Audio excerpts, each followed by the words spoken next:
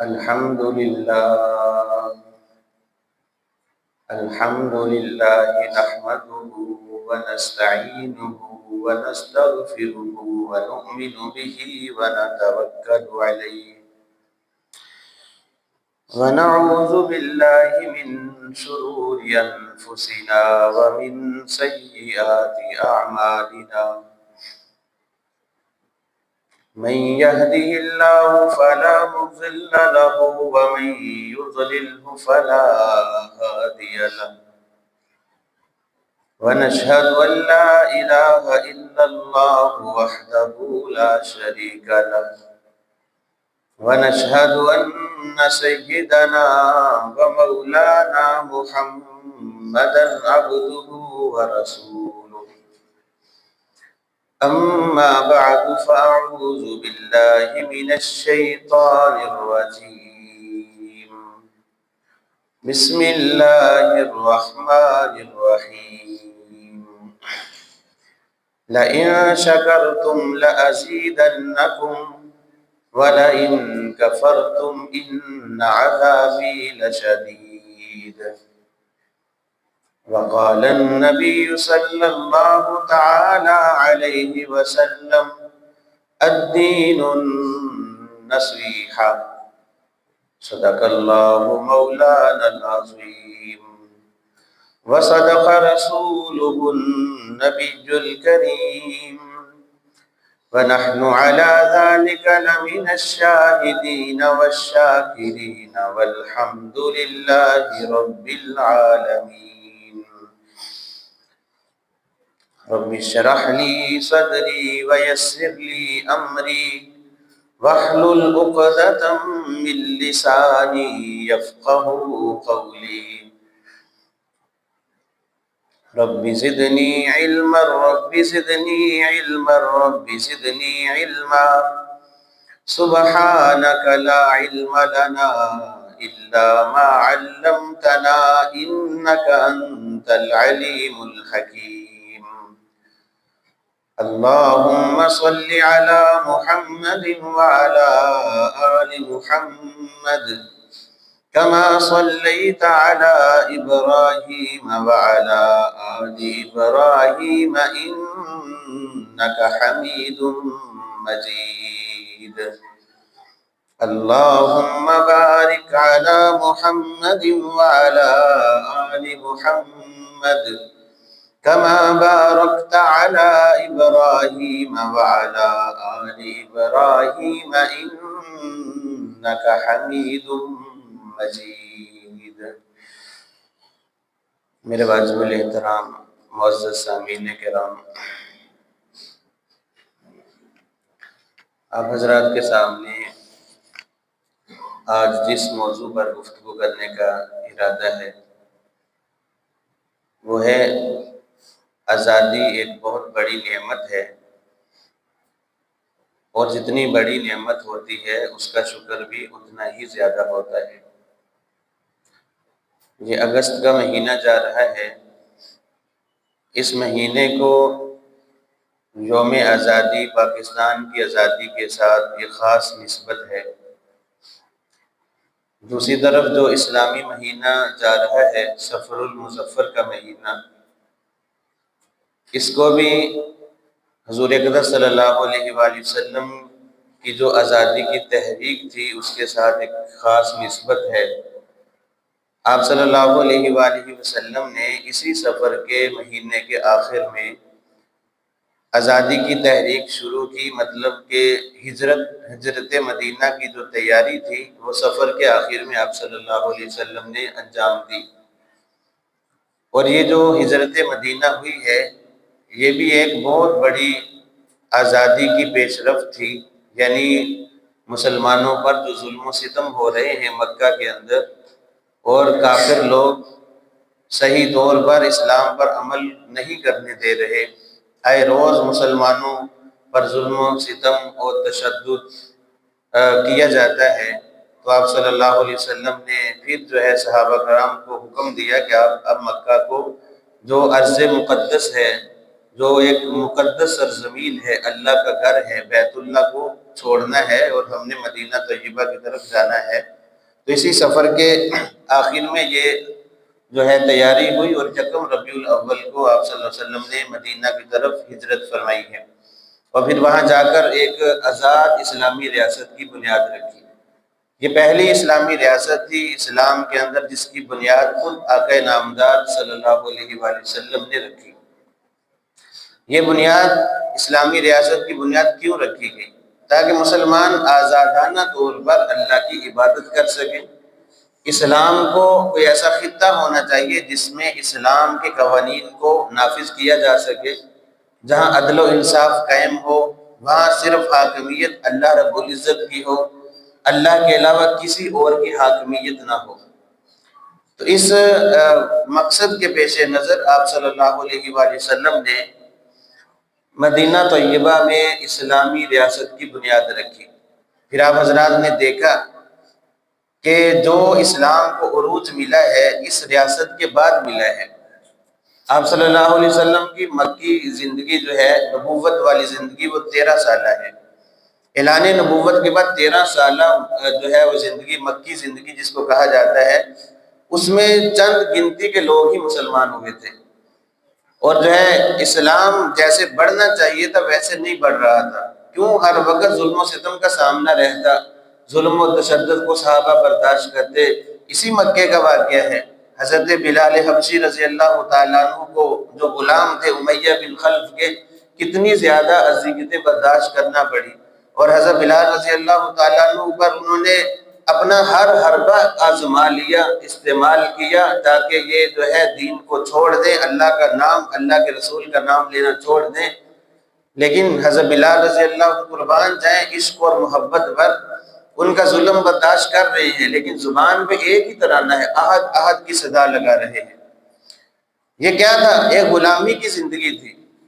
اور جب پھر اللہ کو منظور ہوا، حضرت بلال حبشی رضی اللہ تعالیٰ عنہ کو جب آزادی ملی ہے، حضرت ابو بکر صدیق رضی اللہ تعالیٰ عنہ نے بہت بڑا سودا کیا ان کی آزادی کے لیے۔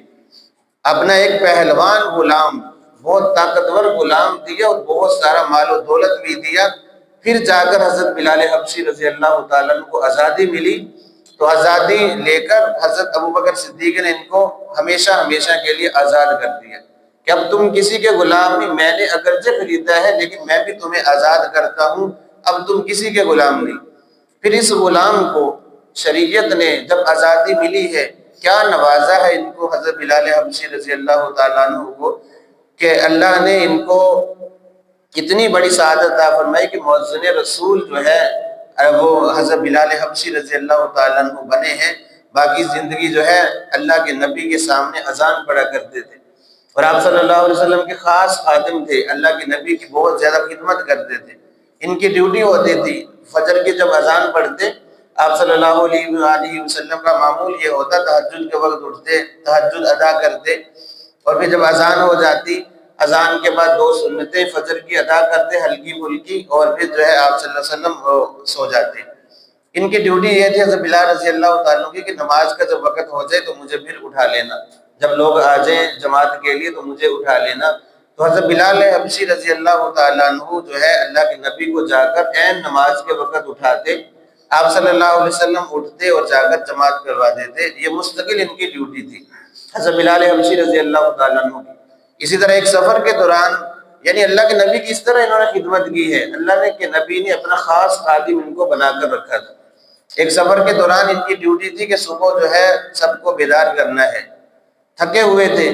حضرت بلال حبشی رضی اللہ تعالیٰ عنہ مشرق کی طرف منہ کر کے بیٹھ گئے، اور ایک جو ہے لکڑی کا پالان تھا اس کے ساتھ ٹیک لگائی ہوئی تھی۔ اب سب صحابہ سو گئے اور ان کی ڈیوٹی تھی، اور انہوں نے کہا تھا کہ میں جو ہے سب کو اٹھا دوں گا۔ اب یہ رات سوئے نہیں، کسی کو کشمکش میں کہیں ایسا نہ ہو کہ مجھے نیند آ جائے اور جو ہے میں اٹھا نہ سکوں۔ مشرق کی طرف منہ کر کے بیٹھ گئے کہ جیسے ہی سورج صبح صادق ہوگی تو مجھے پتہ چل جائے گا، میں سب کو اٹھا دوں گا۔ اللہ کا کرنا ایسا ہوا کہ ان کو بھی نیند آ گئی۔ سب قافلے والے، اللہ کے نبی بھی سوئے ہوئے ہیں، کوئی بھی نہ اٹھ سکا، حتیٰ کہ جب سورج بلند ہوا، سورج کی روشنی پڑی، تپش سے سب اٹھے، اللہ کے نبی بھی اٹھے۔ بلال سے پوچھا، بلال تو نے تو ذمہ داری لی تھی، تو انہوں نے عرض کی یا رسول اللہ میں نے ذمہ داری تو لی تھی، جس رب نے آپ کو سلا دی اس نے مجھے بھی سلا دیا۔ اب دیکھیں کیسا خوبصورت جواب بھی دیا کہ یا رسول اللہ میرا اس میں کیا قصور ہے، جس رب نے آپ کو سلایا اس رب نے مجھے بھی سلا دیا۔ تو آپ صلی اللہ علیہ وسلم نے ڈانٹا نہیں، کچھ نہیں کہا، اور فرمایا کہ اس جگہ سے ہم یہاں سے کوچ کریں، یہاں نماز ادا نہیں کریں گے، کیوں؟ اس لیے کہ اس جگہ میں نحوست تھی، جو ہے ہم اٹھ نہیں سکے، یہاں نماز ہماری رہ گئی، وہاں سے کوچ کیا، پھر آگے جا کر فجر کی نماز قضا ادا کی پورے قافلے نے۔ یعنی اللہ کے نبی نے ان کو خادم خاص بنایا ہوا تھا۔ حضرت بلال حبشی رضی اللہ عنہ، جو آپ فجر کی اذانوں میں گونجتا ہوا ایک کلمہ سنتے ہیں الصلاۃ خیر من النوم، جیسا میں نے عرض کیا کہ ان کی ڈیوٹی یہ تھی کہ اللہ کے نبی کو عین نماز کے وقت اٹھایا کرتے تھے۔ ایک دن آپ صلی اللہ علیہ وسلم کو اٹھانے کے لیے آئے اور انہوں نے کہا الصلاۃ خیر من النوم یا رسول اللہ، اے اللہ کے رسول نماز نیند سے بہتر ہے۔ تو آپ صلی اللہ علیہ وسلم کے کان میں جب یہ آواز پڑی تو فرمایا کہ بلال کتنا خوبصورت جملہ ہے، ایسا کرو اس کی فجر کی اذان میں اس کو سب کے سامنے ادا کیا کرو۔ اس وقت سے یعنی پہلے فجر کی اذان سمپل ہوا کرتی تھی، الصلاۃ خیر من النوم نہیں تھا اس میں، تو حضرت بلال حبشی رضی اللہ عنہ کی زبان پر یہ جملے آئے، آپ صلی اللہ علیہ وسلم نے اذان کا حصہ بنا دیا، اور آج تک اور قیامت تک یہ الفاظ گونجتے رہیں گے فجر کی اذانوں میں الصلاۃ خیر من النوم، کہ حضرت بلال حبشی کے یہ الفاظ ہیں، اور جو مؤذن یہ اذان کے الفاظ کہتا ہے گویا کہ وہ سنت بلالی کو پھیلا رہا ہے، اس پر عمل کر رہا ہے۔ تو اس طرح یہ جب آزادی ملی تو اسلام نے ان کو کیا کیا نوازا، کیا مقام و مرتبہ دیا۔ یاد رکھیں غلامی میں رہتے ہوئے کوئی بندہ کسی بھی اعتبار سے ترقی نہیں کر سکتا، ترقی ہمیشہ اس وقت ہوتی ہے، کوئی بھی معاملہ کوئی بھی کام ہو دنیا اور آخرت کا، جب بندہ آزاد ہو تمام فکروں سے، پھر جو ہے وہ ترقی کی راہ پر گامزن ہو سکتا ہے، وگرنہ نہیں۔ پھر اللہ نے کیا مقام و مرتبہ دیا، اور آپ صلی اللہ علیہ وآلہ وسلم جب جو ہے وہ جنت میں گئے تو حضرت بلال حبشی رضی اللہ تعالیٰ کے قدموں کی آہٹ جنت میں سنائی دی معراج کے موقع پر، جب جنت کی سیر کی تو پوچھا یہ کون چل رہا ہے مجھ سے بھی آگے آگے؟ فرمایا کہ یہ آپ کے غلام بلال ہیں، چلتے زمین پر ہیں، ان کے قدموں کی آہٹ اللہ تعالیٰ جنت والوں کو سناتے ہیں۔ یعنی کیا اللہ نے ان کو نوازا، مقام و مرتبہ دیا کہ اللہ کے دین پر کٹ مرے سب کچھ، یعنی اپنی آزادی کو اللہ کے نبی کی غلامی میں انہوں نے ڈال دیا، اور سچے دل سے اللہ کے نبی کی غلامی کو قبول کر لیا، اور اللہ تعالیٰ نے ان کو جو ہے نواز دیے، اتنا نوازا کہ آج ہم اپنے بچوں کا نام بلال رکھتے ہیں، اس پر فخر محسوس کرتے ہیں کہ میں نے اس نسبت سے نام رکھ لیا۔ تو یاد رکھیں یہ آزادی کی تحریک اللہ کے نبی صلی اللہ علیہ وسلم نے جو شروع کی تھی، اسی سفر کا مہینے کے آخر میں تیاری کی، اور جو ہے تاکہ آزاد اسلامی ریاست کا قیام ہو سکے، وجود میں آ سکے۔ پھر زمانے نے دیکھا اسلام نے مدینہ طیبہ کی جو زندگی تھی، آپ صلی اللہ علیہ وسلم کی 10 سالہ زندگی ہے، مدنی زندگی، اور اس میں اللہ کے نبی صلی اللہ علیہ وسلم کا جو انتقال ہوا ہے وہ 11 ہجری 12 ربیع الاول سوموار کے دن ہوا ہے۔ اب 11 ہجری تک اسلام 11 لاکھ مربع میل تک پھیل چکا تھا۔ اب اندازہ کر لیں جب مکہ میں تھے 13 سالہ زندگی، چونکہ وہ ایک قسم کی غلامی کی زندگی تھی، لوگ مشرکین مکہ بڑے ظلم و ستم کرتے تھے اور اسلام ترقی نہ کر سکا، چند ایک لوگ مسلمان ہوئے اور جو ہے باقی نہ ہو سکے، آزادانہ طور پر دعوت و تبلیغ کا سلسلہ نہ چل سکا۔ تو جب مدینہ میں تو 10 سالہ زندگی کے اندر 11 لاکھ مربع میل پر اسلام کا پرچم لہرا رہا تھا، اور عدل و انصاف قائم کیا، اور جو ہے آپ صلی اللہ علیہ وسلم نے وہ منظر اپنی آنکھوں سے دیکھا۔ پھر وَرَأَيْتَ النَّاسَ يَدْخُلُونَ فِي دِينِ اللَّهِ أَفْوَاجًا، اے میرے محبوب آپ دیکھیں کہ لوگ فوج در فوج آپ کے دین میں آ رہے ہوں گے۔ تو آپ صلی اللہ علیہ وسلم نے یہ منظر اسلام کو پھلتا پھولتا ہوا بڑھتا ہوا اپنی آنکھوں سے یہ منظر دیکھا، اور آپ صلی اللہ علیہ وسلم نے خطبہ حجۃ الوداع کے موقع پر بھی ایک آزادی کی تحریک لوگوں کے سامنے رکھی، اور اس وقت آپ صلی اللہ علیہ وسلم فرمایا تو حاکمیت صرف اللہ کی ہوگی، اور جب کسی عربی کو کسی اجمی پر، کسی گورے کو کسی کالے پر کوئی فضیلت حاصل نہیں ہے۔ فضیلت کا معیار تقوی ہے، تم میں سے اللہ کے ہاں معزز وہ ہے جس کا تقوی زیادہ ہے، جو زیادہ متقی اور پرہیزگار ہے۔ آپ صلی اللہ علیہ وسلم نے وہاں سارے تعصب لسانی قومی جو ہے یہ سارے تعصب جو ہے ختم کر دیے، فرمایا کہ اللہ کے ہاں معزز وہی ہے جو تقوی والا ہے۔ تو تقوی کی بنیاد آپ صلی اللہ علیہ وسلم اس کا پیغام دیا۔ پھر جو ہے جب تک مسلمان اپنے دین پر قائم رہے اسلام بڑھتا ہی چلا گیا، کیونکہ آزادی تھی مسلمانوں کو اور اسلام بڑھتا ہی چلا گیا۔ حضرت ابوبکر صدیق رضی اللہ تعالیٰ عنہ 2 سال جو ہے 2 ماہ 10 دن ان کا جو ہے خلافت کا دورانیہ ہے۔ 13 جو ہے ہجری کو ان کا انتقال ہوا ہے، تو اس وقت 13 لاکھ مربع میل پر اسلام کا پرچم لہرا رہا تھا۔ حضرت عمر فاروق رضی اللہ تعالیٰ عنہ آئے اور جو اتنا عدل و انصاف قائم کیا انہوں نے کہ جو ہے ان کے نام سے کفر کے ایوانوں میں لرزہ طاری ہوتا۔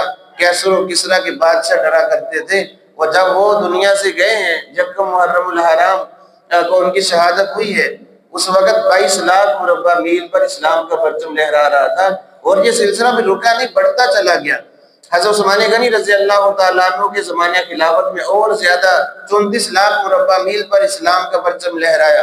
پھر حضرت علی رضی اللہ عنہ، حضرت امیر معاویہ رضی اللہ عنہ کے زمانہ خلافت میں 64 لاکھ مربع میل پر اسلام کا پرچم لہرا رہا تھا۔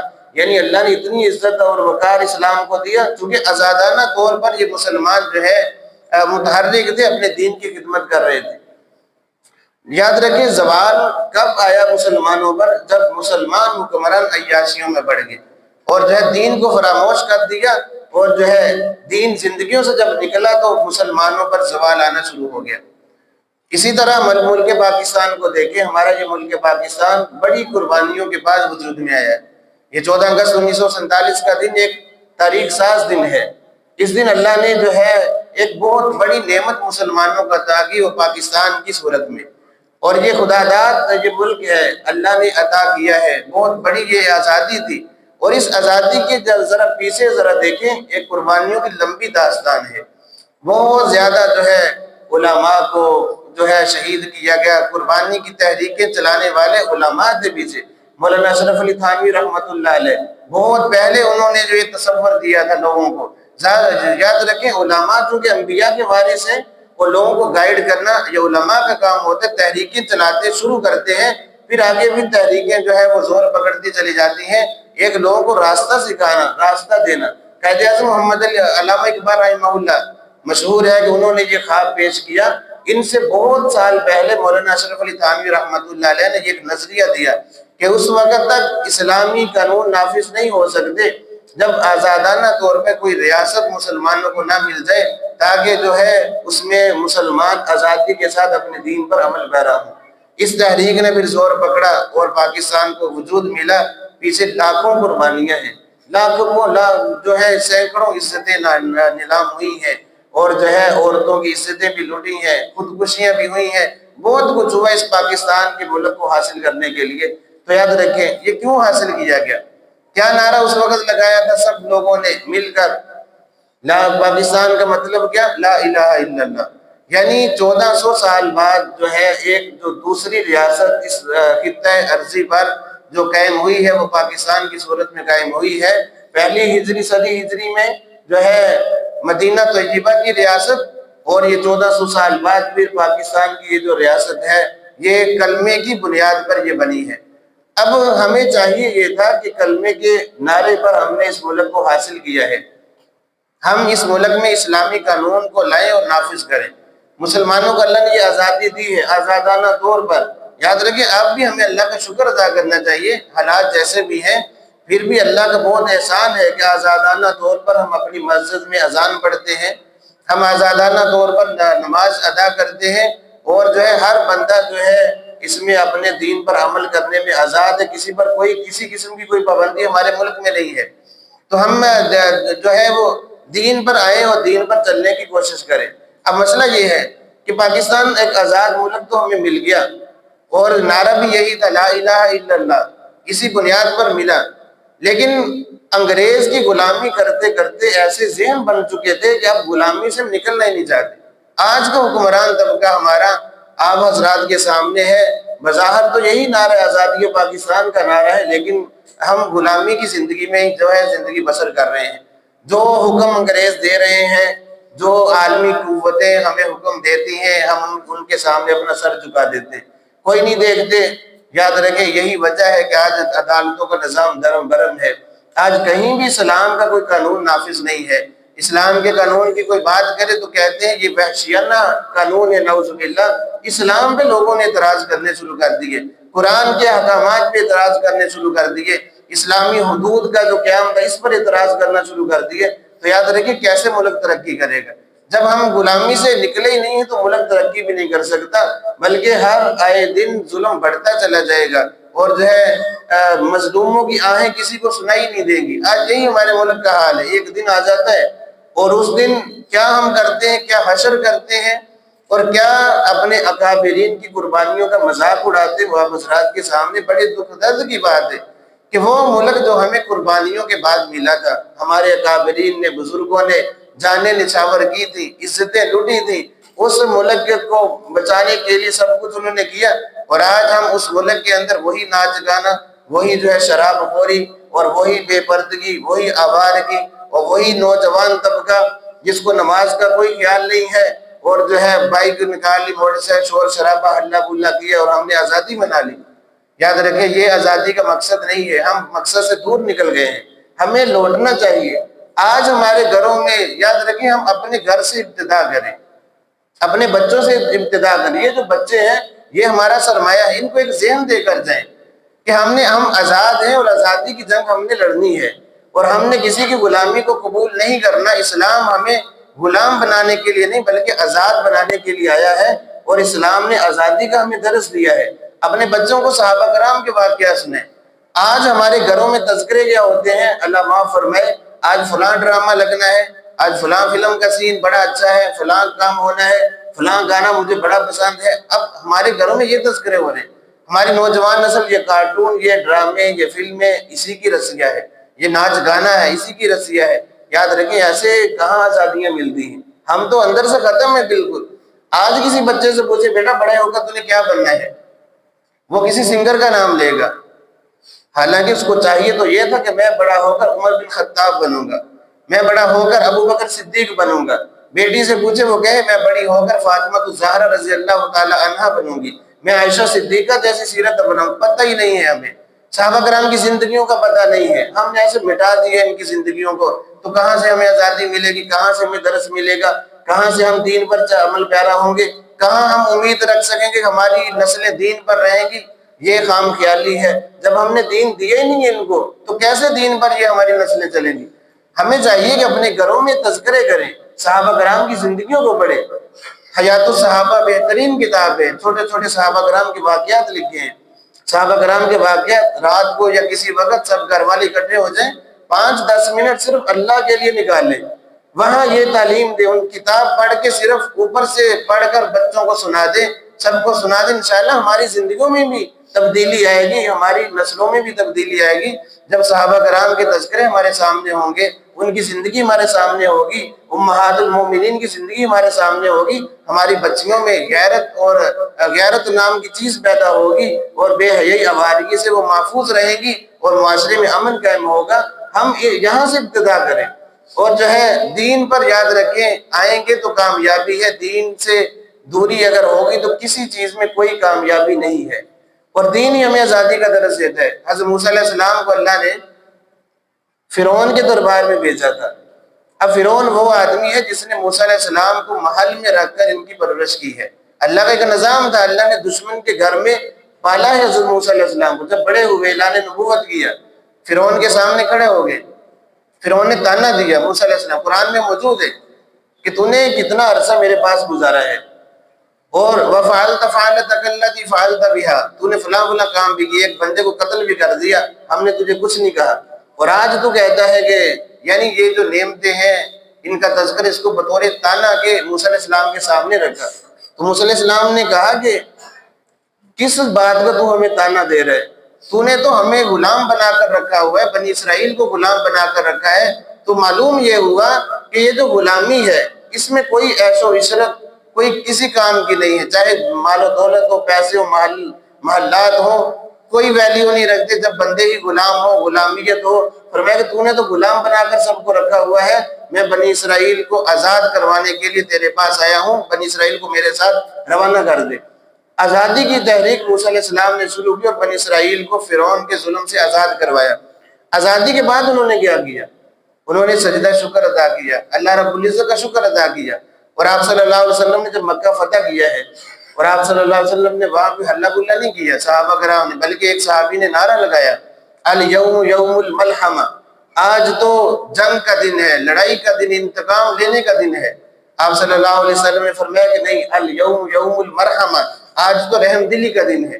حالانکہ یہ وہ مکہ والے سامنے گردنیں جھکائے، سر جھکائے کھڑے تھے جنہوں نے اللہ کے نبی کا جینا دوبر کر دیا تھا، حتیٰ کہ اتنے مجبور ہو گئے کہ مکہ کو چھوڑ کر مدینہ طیبہ چلے گئے۔ کیا ظلم و ستم ان مکہ والوں نے نہیں کیا تھا؟ یہ آج موقع تھا، آج سلطنت تھی اللہ کے نبی کے پاس، حکومت تھی، بادشاہ تھی، فوج تھی، 10,000 صحابہ کو لے کر گئے تھے مکہ فتح کرنے کے لیے، اور آپ صلی اللہ علیہ وسلم گن گن کر انتقام لے سکتے تھے ان سے نہیں، لیکن آپ صلی اللہ علیہ وسلم نے سب کو معاف فرما دیا اور سجدہ شکر ادا کیے بیت اللہ کے اندر، کفر کا وہاں سے صفایا کیا، بتوں کو توڑ دیا، اور حضرت بلال سے کہا کہ بلال دیکھیے اللہ کتنی عزت اور شان دیتا ہے، اے بلال آج بیت اللہ کے اوپر چڑھ کر اللہ کے نام کو بلند کر، تو اللہ کے نام کو بلند کیا گیا۔ یاد رکھیے جب قوموں کو آزادیاں ملی ہیں انہوں نے وہ ناچ گانے کی طرف نہیں آئے، بلکہ اللہ کے نام کو بلند کیا ہے، مساجد کو آباد کیا ہے، مدارس کو آباد کیا ہے، اسلامی قانون کی پاسداری کی ہے، یہی تذکرے کیے ہیں۔ لیکن یاد رکھیے جب ہم نے اپنے مقصد کو بلا دیا، اقبال رحمہ اللہ کیا فرماتے ہیں، آ تجھ کو بتاؤں میں تقدیر امم کیا ہے، شمشیر و ثنا اول، طاؤس و رباب آخر۔ ہمارے تو نوجوانوں کو ان شعروں کا مطلب ہی نہیں پتا کہ کیا کہہ گئے ہیں وہ۔ آ تجھ کو بتاؤں میں تقدیر امم کیا ہے، یہ قوموں کی جو تاریخ ہے کیا ہے۔ جب قربانیاں قوموں نے دی ہیں تو اللہ نے ان کو عروج بخشا ہے، ملک بنے ہیں، سلطنتیں قائم ہوئی ہیں قربانیوں کی بدولت، لیکن زوال کب آیا ان پر؟ جب جو زوال آیا، جب وہ ناچ گانے کے پیچھے پڑ گئے، حرام زدگی کے پیچھے پڑ گئے، ان کاموں میں فضولیات میں لگ گئے، تو ان قوموں کا شیرازہ بکھر گیا، پھر ان پر زوال آ گیا۔ تو یاد رکھیں آج ملک پاکستان کی جو موجودہ صورتحال یا ہماری نوجوان نسل جدھر جا رہی ہے، یہ کوئی آزادی کا قدم نہیں ہے، صرف 14 اگست کو جھنڈے لگا کے یا وہ سلنسر نکال کے اور شور شرابہ کر لیا، اس کا نام آزادی تھوڑی ہے۔ ہمیں تو چاہیے کہ جب یہ دن آئے اپنے بزرگوں کی قربانیوں کو یاد کر کے ان کو اصالِ ثواب کریں، ان کو پڑھ کے بخشے، اللہ کے سامنے سجدہ ریز ہوں کہ یا اللہ تو نے بہت بڑی ہمیں یہ نعمت عطا فرمائی ہے، ہم شکر ادا کر رہے ہیں، اور کلمات زبان پر ہو، اللہم لک الحمد ولک الشکر، اے اللہ تمام تعریفیں بھی تیرے لیے، سارا شکر بھی تیرے لیے ہے کہ تو نے یہ ہمیں نعمت دی، تو یا اللہ اس ملک پاکستان کی حفاظت فرما، اور ہمیں بھی زندگی میں یہ وہ منظر دکھا دے جب اسلامی قانون نافذ ہو، جب سب کی عزتیں محفوظ ہوں، جب عدالتوں میں انصاف مل رہا ہو، جب کسی قسم کی کوئی پریشانی نہ ہو۔ جیسا کہ پہلے زمانے میں خلفائے راشدین کے زمانے میں ایسا ہوتا تھا، کسی کو انصاف کے لیے بھیک نہیں مانگنا پڑتی تھی، ہر عام و خاص آدمی خلیفہ وقت ڈائریکٹ حضرت عمر بن خطاب سے مل لیا کرتا تھا، انصاف ملتا تھا۔ انصاف کے لیے نسلیں نہیں ان کی گزر جاتی تھی کہ نسلیں گزر گئی انصاف ابھی تک نہیں ملا۔ یاد رکھیں جب اسلام نافذ ہوگا تو امن اور سکون ہوگا، جب تک اسلام زندگیوں میں نہیں آئے گا امن اور سکون کا خواب دیکھنا بھی چھوڑ دیں۔ پہلے اپنی زندگیوں میں اسلام کو نافذ کریں، اسلام کو لے کریں، اسلامی قوانین کی حفاظت کریں، پھر آہستہ آہستہ معاشرہ جو ہے مقدس اور معزز بنتا ہے۔ یاد رکھیں ہم ابتدا اپنی ذات سے کریں۔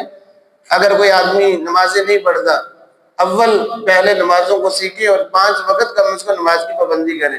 یہ ملک پاکستان، یاد رکھیں اگر ہم گناہ کریں گے نا اس ملک کے اندر تو یہ گناہوں کی وجہ سے ہم پر وبال آئیں گے، اور ہم ناقدری کر رہے ہیں اپنے ان بزرگوں کی قربانیوں کی جنہوں نے قربانیاں دے کر خون بہا کر یہ ملک بنایا ہے۔ اگر ہم نیک اعمال کریں گے تو انشاءاللہ ان کی روحیں بھی خوش ہوں گی کہ ہم نے جس مقصد کے لیے یہ ملک بنایا تھا وہاں اسلام نافذ ہو رہا ہے، لوگ اسلام پر عمل کر رہے ہیں۔ اپنی ذات سے شروع کریں۔ جو 14 اگست کا دن آ جاتا ہے، یہ آزادی کس طرح ہم منائیں؟ ہم اسلام کی طرف ہیں، اسلام کو سیکھیں۔ کتنے ہم غافل ہیں اسلام سے، اسلام اکثریت، یہ میں دکھ درد